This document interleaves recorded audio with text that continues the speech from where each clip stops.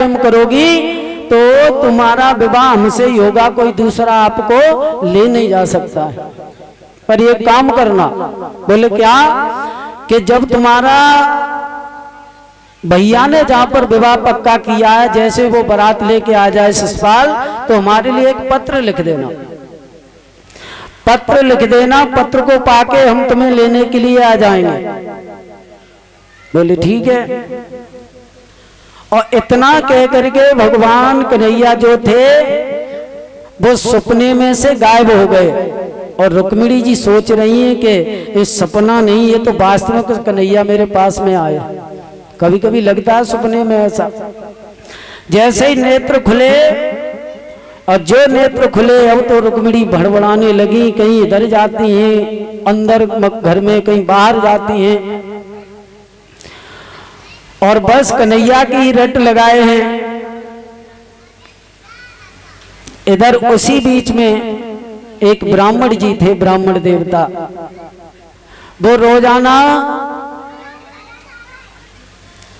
पूजा पाठ कराने के लिए आते थे महाराज भीष्म जी के यहाँ। जैसे ही वो आए सो रुक्मिणी जी से पूछा कि बिटिया तू उदास क्यों है? सारी कहानी बताई कि महाराज मेरा भैया मेरा विवाह उस दुष्ट शिशुपाल के साथ कर रहा है, और मेरा मन ऐसा है कि मेरा विवाह हो तो द्वारकाधीश के साथ हो। तो पंडित जी ने कहा कि बिटिया चाहती क्या है?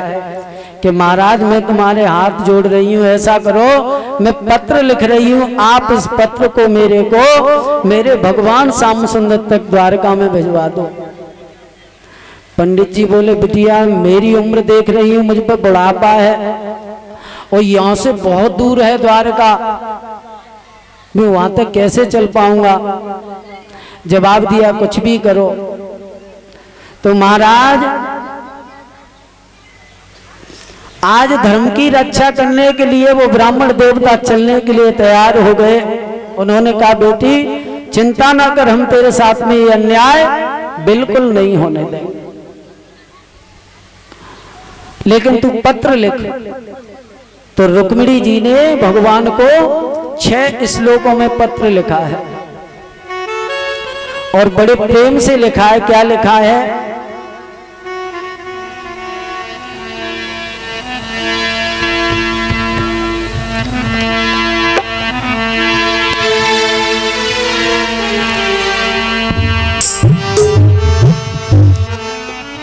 आज खत लिखे रुक्मिणी माँ, तसुदी ले लो मुरली बाल।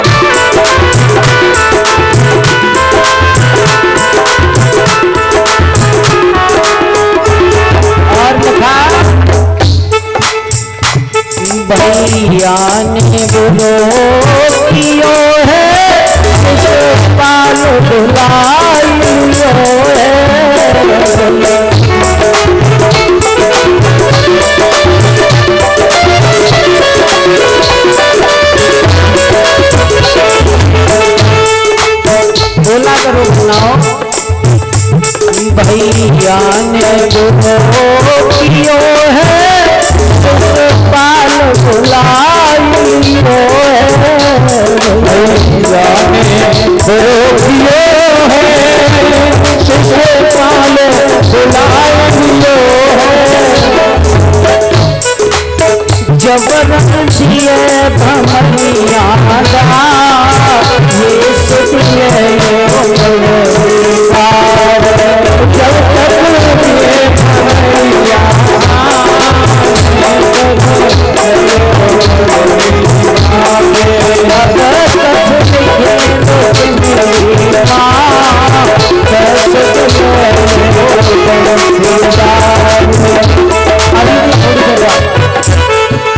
हो चलाना अभी बैठ जा भैया हो जाओ कन्या नाम बोलाना मैं बोल दूंगा। अब खत लिखी रुक मेरी माँ बस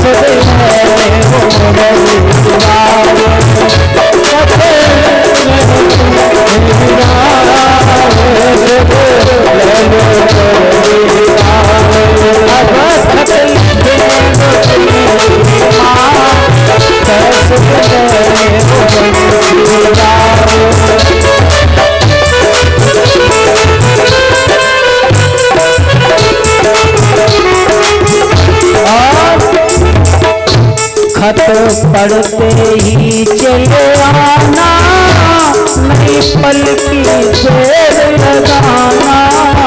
खत पढ़ते ही चले आना नहीं पल की देर लगाना।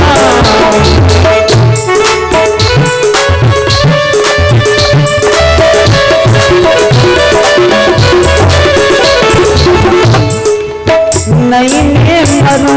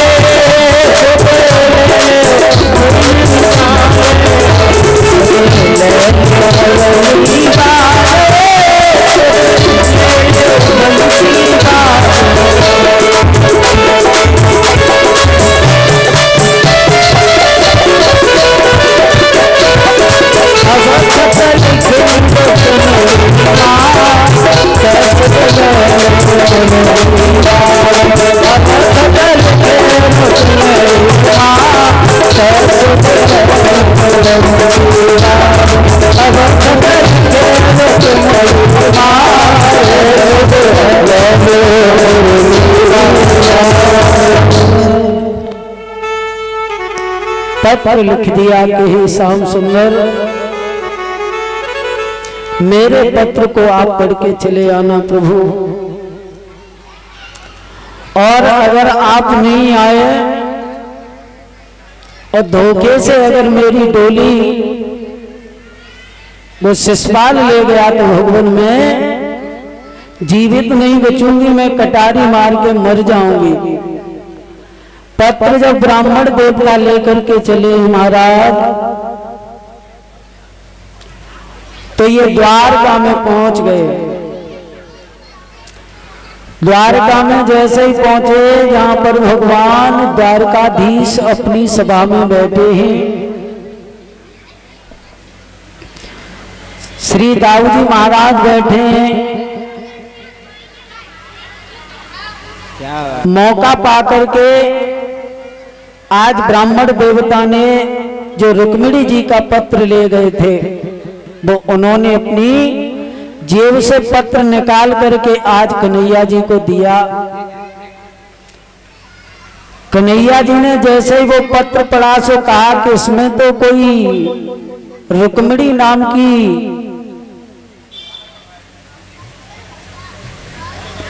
लड़की का पत्र है। पंडित जी बोले कि अब पूछ रहे हो, पहले तो आप सपने में पहुंच गए और अब ये कह रहे हो कि रुक्मिणी नाम की भगवान कुछ भी करो आप चलो। तो भगवान ने कहा कि आप चिंता न करो, हम जरूर चलेंगे। ये बात भगवान श्याम सुंदर ने किसी को नहीं बताई, यहां तक कि अपने भैया बलराम जी को भी नहीं बताई। क्योंकि बताते तो वो जाने नहीं देते। भगवान ने रथ सजाया, रथ सजा करके कहा बलदाऊ भैया से कि भैया अगर आपका आदेश हो तो ये महाराज जी बहुत बुजुर्ग हैं बेचारे, तुम्हारा आदेश हो तो थोड़ी दूर तक इनको मैं छोड़ आऊं। दाऊ जी ने कहा कि कन्हैया जाओ और जैसे जाओगे तैसे सीधे लौट के आना। आज ब्राह्मण देवता को बिठा करके भक्तों रथ में भगवान श्याम सुंदर चले हैं कुंदनपुर की तरफ। और भगवान ने इतनी तीव्र गति से रथ को चलाया, तब तक जो शिशुपाल जो था चंदेली नरेश,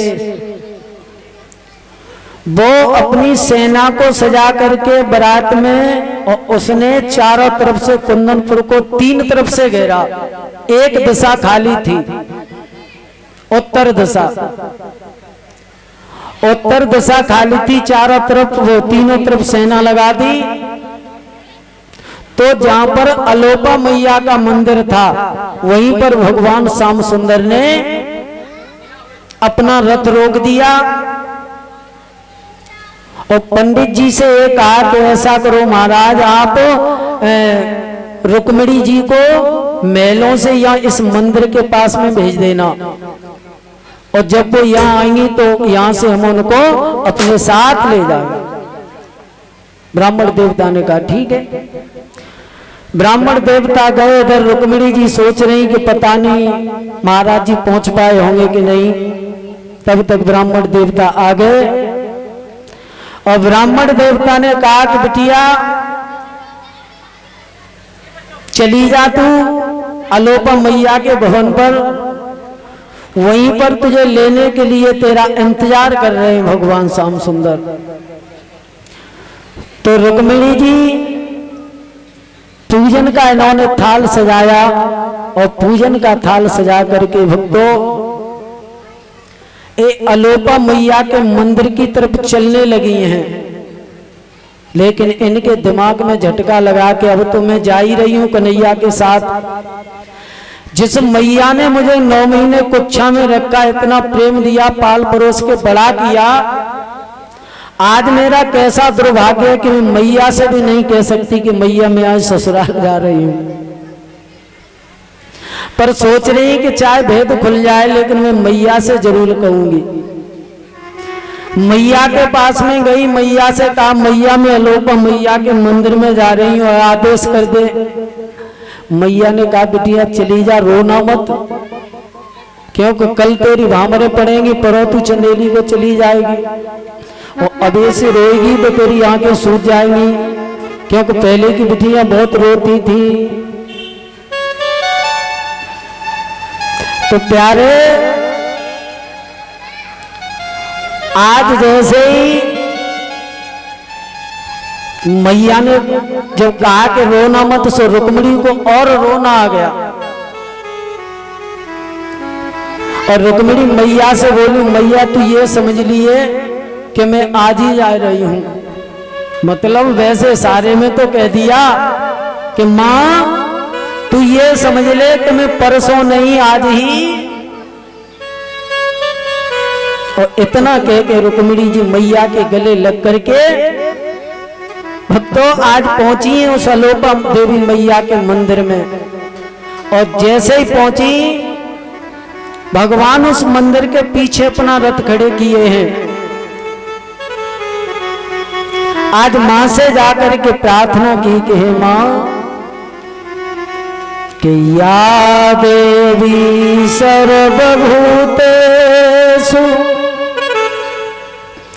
धर्म रूपेण संसिता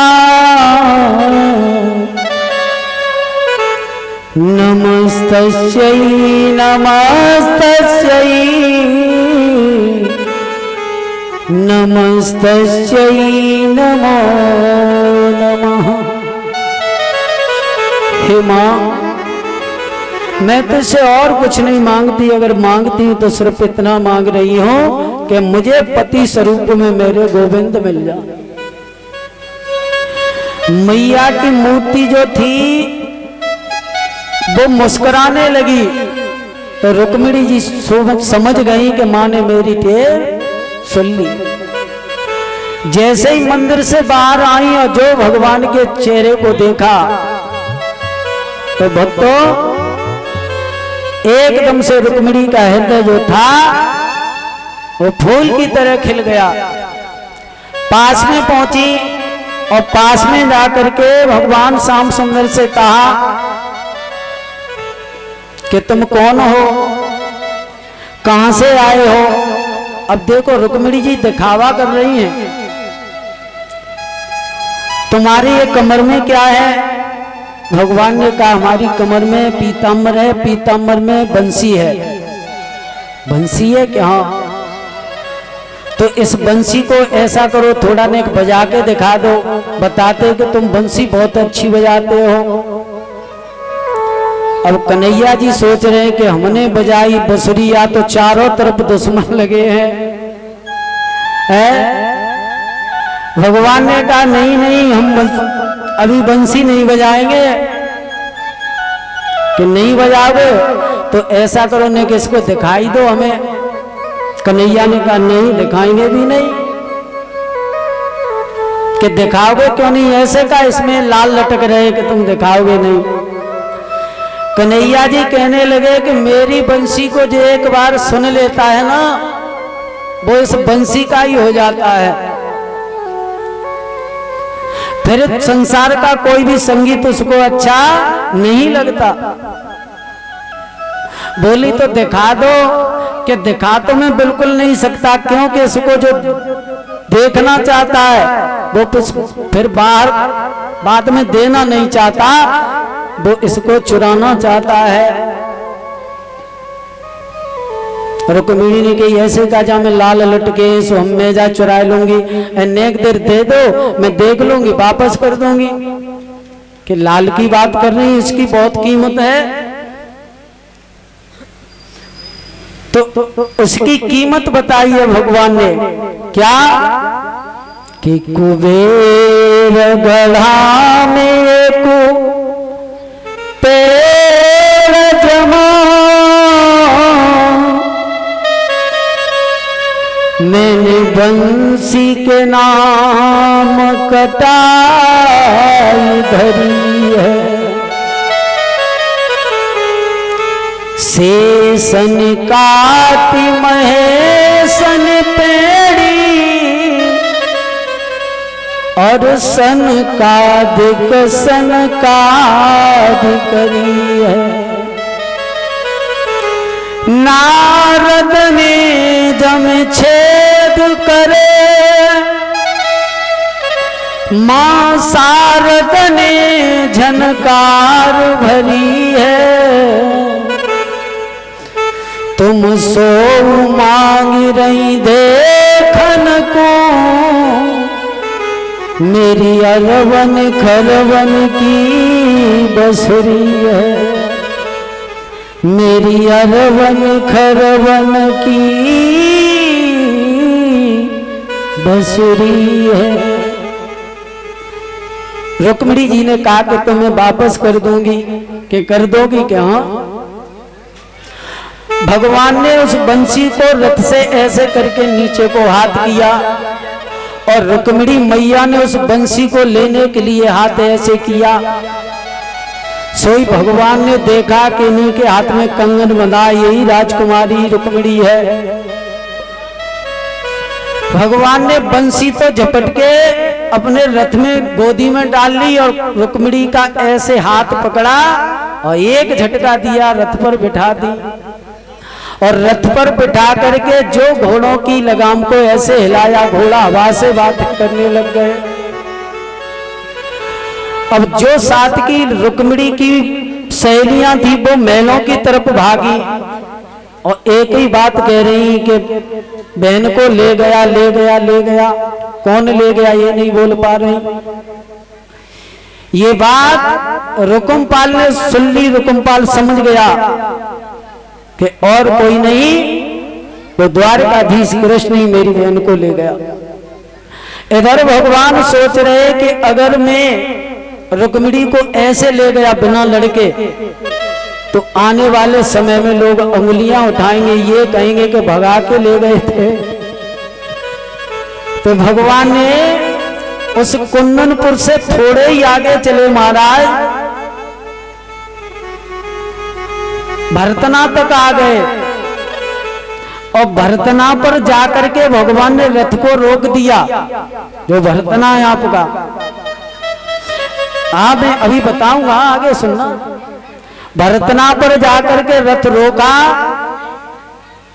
तब तक देखा कि रुकुमपाल ने चारों तरफ से भगवान को घेर लिया।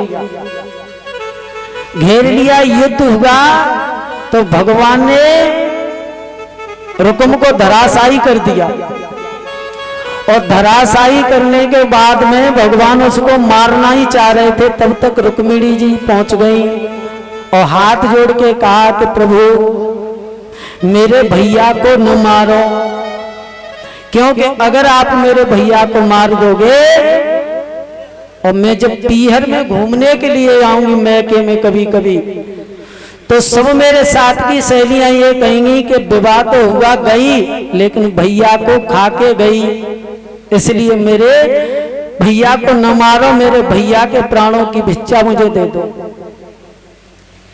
और रुक्मिणी बोली है क्या